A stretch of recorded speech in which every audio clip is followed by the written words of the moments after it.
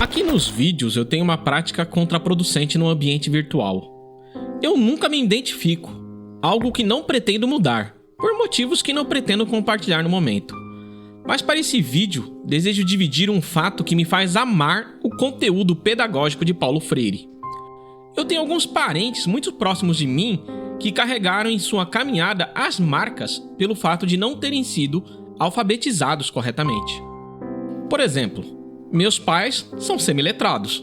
Somado a isso, tenho 2 tios, ambos, por parte de pai, que não são alfabetizados.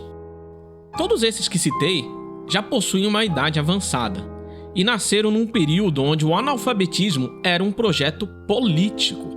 Porque acreditem, ninguém escolhe ser analfabeto. Ele é levado por uma série de fatores socioeconômicos a não se alfabetizarem.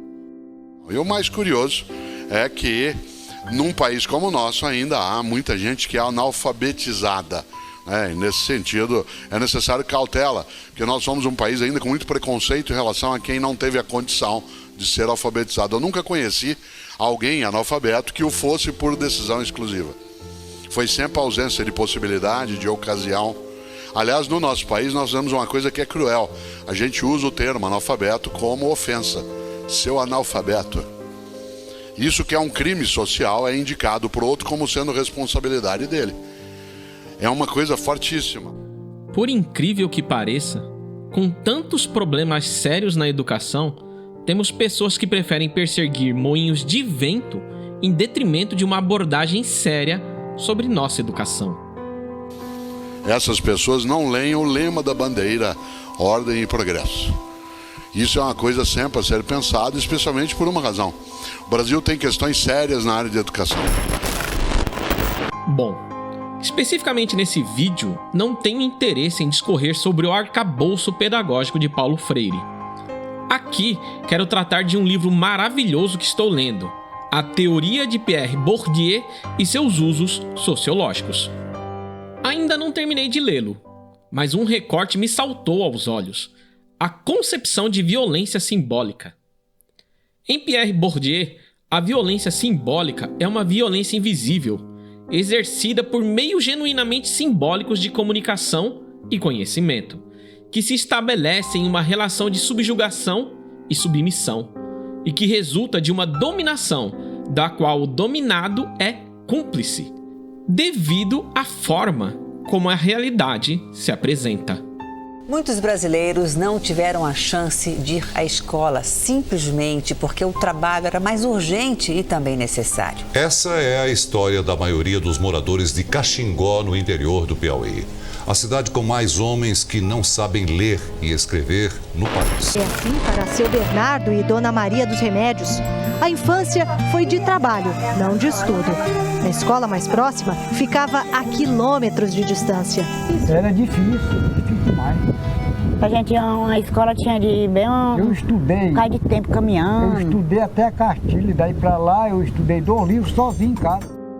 O conceito de violência simbólica é apresentado num capítulo que trata da educação, porque para Bourdieu, longe de favorecer a igualdade de chances, a escola participa da reprodução das desigualdades sociais e legitima essa desigualdade através de um discurso meritocrático.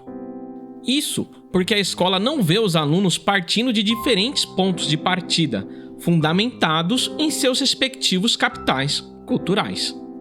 Por esse aspecto, a escola trata os alunos como iguais, ao passo que, na realidade, eles são desiguais. Algo que ficou muito claro durante a pandemia.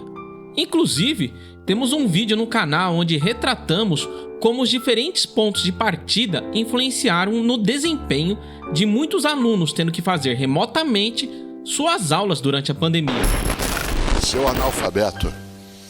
Isso que é um crime social é indicado por outro como sendo responsabilidade dele.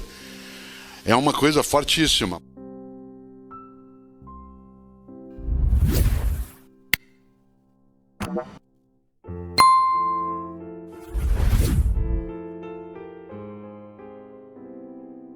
Nesse ponto, quero citar o trabalho apresentado para obtenção do título de mestre em Ciências da Educação.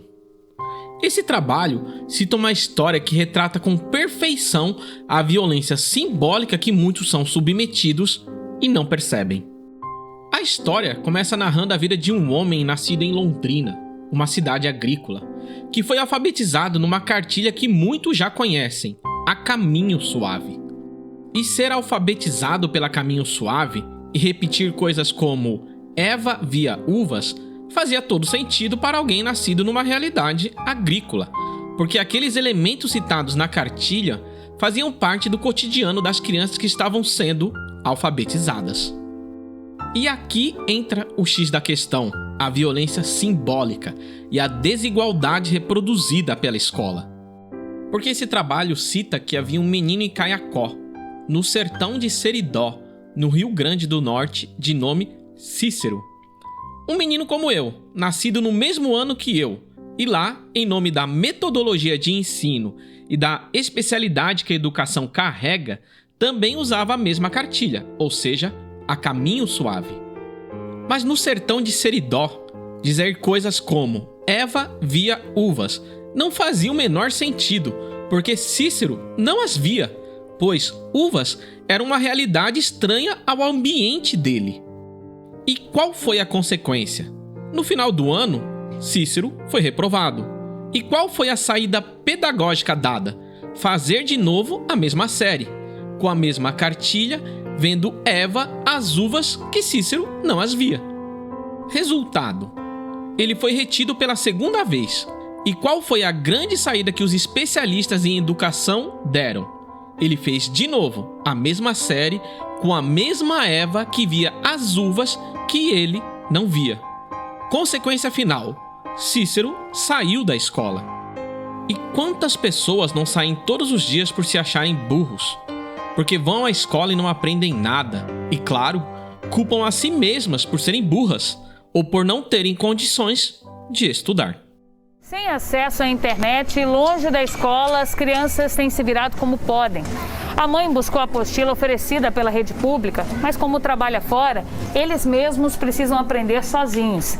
À noite, quando chega em casa, a Carol tenta ajudar com algumas dúvidas, mas boa parte do conteúdo dos livros é nova, até para ela. Eu quero que eles tenham uma situação estabilizada para eles não passar o que a gente passa hoje. Assim, a escola, tentando avaliar os alunos em pé de igualdade, favorece os favorecidos e desfavorece os desfavorecidos. E para não percebermos essa violência que a escola reproduz, é difundida a ideia do dom, do mérito. Dessa forma, as diferenças escolares são atribuídas às aptidões, ao esforço, ao mérito individual. Então, se você alcançou, foi por seu mérito. E se você não alcançou, foi porque você não se esforçou o suficiente. E essa pessoa, ela não escreve direito. E às vezes ela atende um telefone, quando o telefone é fixo, era uma coisa mais comum. Alguém liga para você para deixar um recado e ela anota o recado. Aliás, a pessoa pergunta: você pode anotar? Que é uma coisa altamente constrangedora para quem não tem o hábito de escrever. É algo que machuca. E ela diz sim, aí ela anota o recado do jeito que ela pode. E às vezes o filho da dona da casa ou do dono chega em casa, vê o recado anotado daquele jeito, meio torto, com desvios de gramática e sintaxe, e sai rindo, correndo para contar para a mãe, fala: mãe, olha como é que a Maria anotou o recado. E os dois dão risada. Riem de quê? Da miséria humana, riem da exclusão, riem daquilo que é a falsa capacidade de uma riqueza que é aparente em várias coisas.